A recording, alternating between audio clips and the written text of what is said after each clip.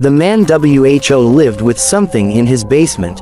Part 3. Daniel thought the worst part was discovering the tunnel. He was wrong, because the moment those hands reached out, he realized something far more terrifying. That thing was not trying to escape. It was trying to reach him. Welcome back to Dark Chronicles.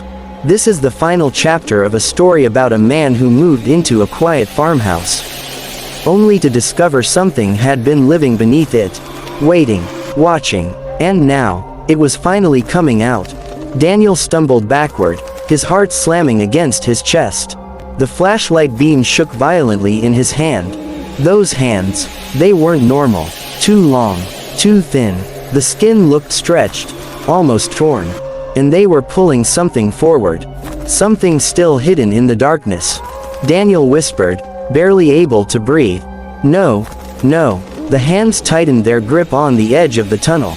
Then slowly, a face began to emerge. At first, it looked human. But only for a second.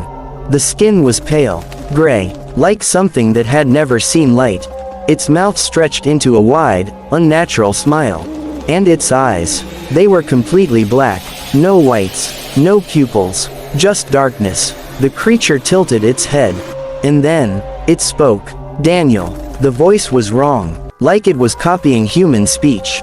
Like it had learned how to talk, but didn't fully understand how. Daniel's legs felt weak. How do you know my name? He whispered. The creature smiled wider.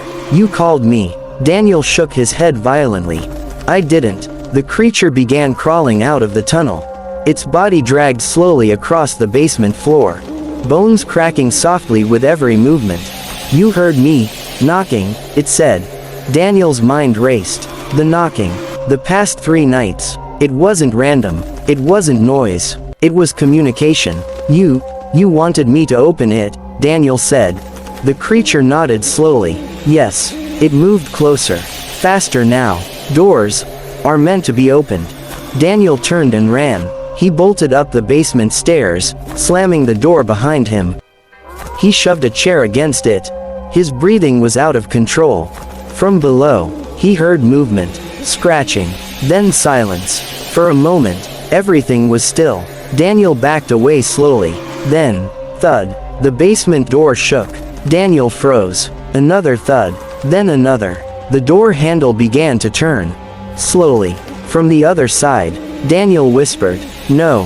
The handle stopped. Silence returned. And then, the voice came again. But this time, it wasn't coming from the basement. It was coming from behind him. Daniel. Daniel turned slowly. Standing in the hallway was the creature, smiling, watching him. Somehow, it had already come up. Without the door opening, without making a sound, Daniel stepped back. How? The creature tilted its head again. You opened the way. Daniel realized something terrifying. The tunnel was never the only entrance.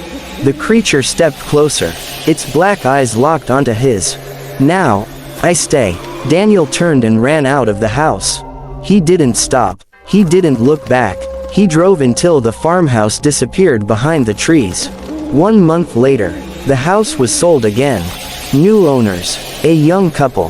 They loved the quiet, the isolation, the peace. On their first night, everything was normal, until 2:17 a.m. A soft sound echoed through the house. Knock, knock. The husband sat up in bed. Did you hear that? His wife nodded slowly. It's coming from the basement. They looked at each other. And for a moment, neither of them moved. Then the knocking came again. Slower this time, more deliberate. And from deep below, a voice whispered, hello. And that is why some doors should never be opened. Because sometimes, the thing on the other side is not trying to get out. It's waiting for you to let it in.